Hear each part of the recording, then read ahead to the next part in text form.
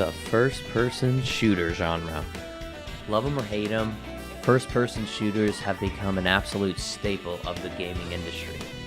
And like every other pillar of gaming, developers have been coming up with new ways to extend the life and profitability of their games. Many first-person shooters these days have gone in the way of being considered a game as a service. Instead of trying to be a game that you play for like 20 or 30 hours, developers will continuously add content to an existing game so that you theoretically play it for much longer while purchasing this additional content each time in some way or another. And it feels like every few months, there's a new game as a service that everyone's got to play. Oh man, have you seen this season of Fortnite? They got rid of building. Dude, have you seen the new Killer Queen DLC from Destiny 2? Yo, Apex Legends learned from all the other games as a service's mistakes, so this is the one we're going to play forever. That's pretty much what you're signing up for, right? All of these games want to become your go-to game for this certain experience, but for years and years and years. Up until now, I've never liked the prospect of that personally. I've always seen video games as something like a fine steak that you eat up and appreciate upon reflection. Maybe you'll even go to that restaurant again and get that steak one more time. But by no means would I want to eat any kind of steak indefinitely, especially if this is a metaphor for multiplayer first-person shooters. I definitely love first-person shooter campaigns. The genre is very fun to me and always has been. But there's a handful of online multiplayer first-person shooters that I have ever really dove into. Gears of War, Bad Company 2, and Halo Reach are some of the few. But typically, I find that unless you're playing the multiplayer component of a shooter towards its release, the player base has already gotten so good that only the people really good at it still play it online. And anytime I would try to go from finishing the campaign to jumping into the multiplayer, it would be like night and day. My cheeks would get clapped so hard that I couldn't go back and have any respect for myself. But I found the first online multiplayer FPS game as a service that I have not been able to put down. My giant backlog of video games continues to collect dust because I cannot stop playing Deep Rock Galactic.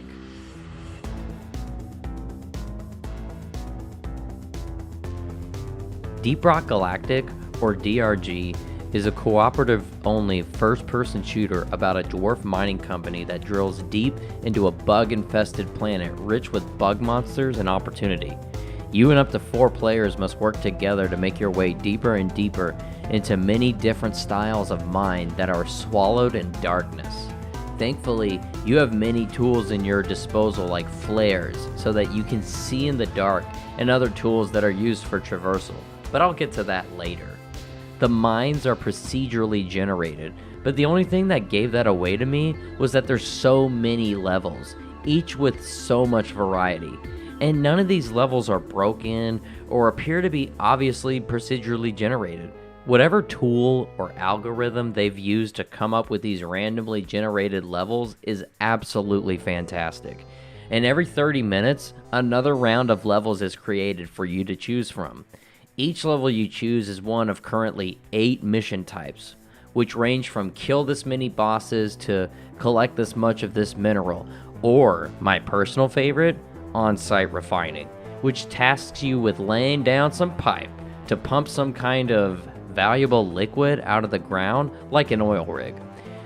You can also grind on the pipes that you build. It's awesome. The most important thing you carry, however, is your pickaxe, which you'll use to create new caves to reach new areas on your map, and of course to mine valuable minerals. You are a miner after all, but what do you get for all this mining?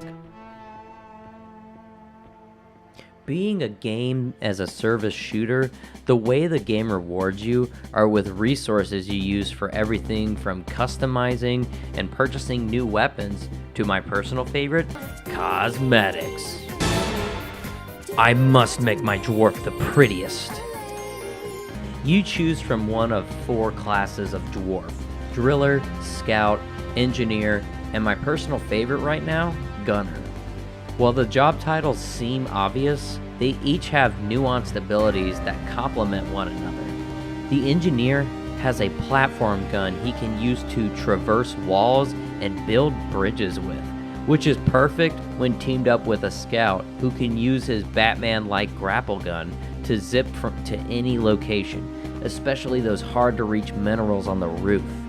The gunner can shoot permanent zip lines anywhere in the level, which any dwarf can use. While the driller's tool used for traversal is the most straightforward, a giant drill, he's arguably the most useful one to have on your team. But that's not even getting into his crazy sick weapons. Every time you do something cool with a partner, you can press a button to raise your pickaxe in the air and cheer to your teammates. Teamwork is the name of the game. Even if you have no friends, you can start any mission solo, but as an open lobby, which any miner can join on instantly. The community is extremely active too. It's very rare that I start and finish a mission solo. Okay, so you've seen the title of this video. Why is now the time to get into Deep Rock Galactic? That's because the game has come a very long way. Deep Rock actually started on Steam as a greenlight title back in February 2018, where it stood out.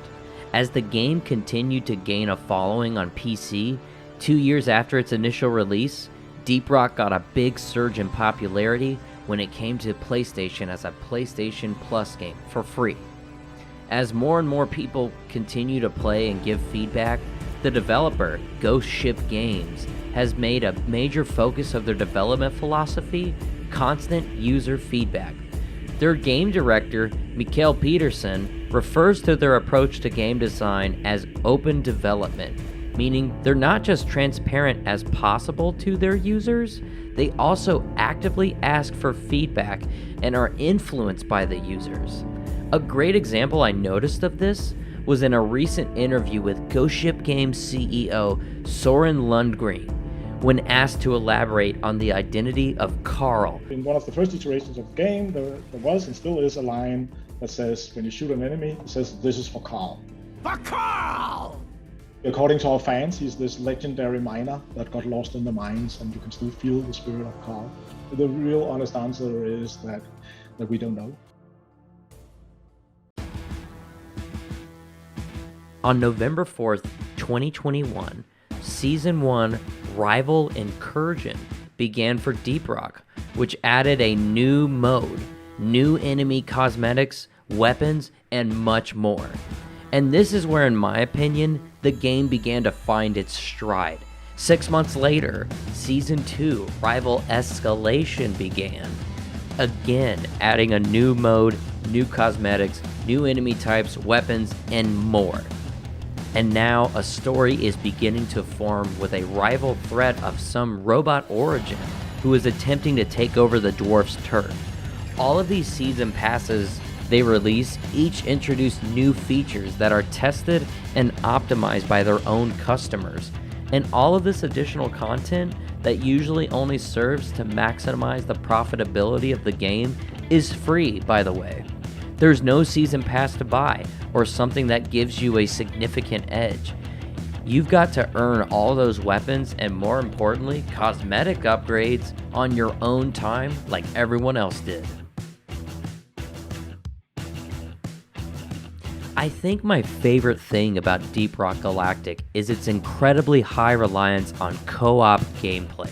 The developer's commitment to a co-op experience is so strong that they've already stated that the game will never have a versus mode or player versus player mode of any kind.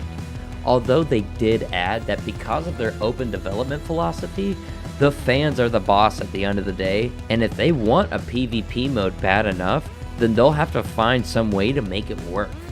But on Ghost Ship Games' official website, their motto sits there proudly in a gold font. For the big studios, co-op is a bullet point. For us, it is the whole point. So I don't believe they'll ever have a PvP mode, and I'm a lot more than okay with that. This is only Ghost Ship Games' first release. They've gone from a team of 6 people that all had industry experience to a team of almost 30 people in less than 5 years. I have no doubt in my mind that they'll eventually use Deep Rock Galactic as a platform to create their next big title, which will also be a great co-op game. But until then, I know that I'm going to be playing a lot of Deep Rock Galactic. Do you love Left 4 Dead but felt kind of bummed out by Back 4 Blood? Then maybe it's time you checked out the true sequel to Left 4 Dead. Have you ever explored a crazy cave in Minecraft and wished that you had a giant gun? Then you definitely need to join me in the Space Mines. By yourself or with a group of 4 friends, you're definitely going to have a great time. Rock and Stone. I'll see you at the bar. Thanks for watching.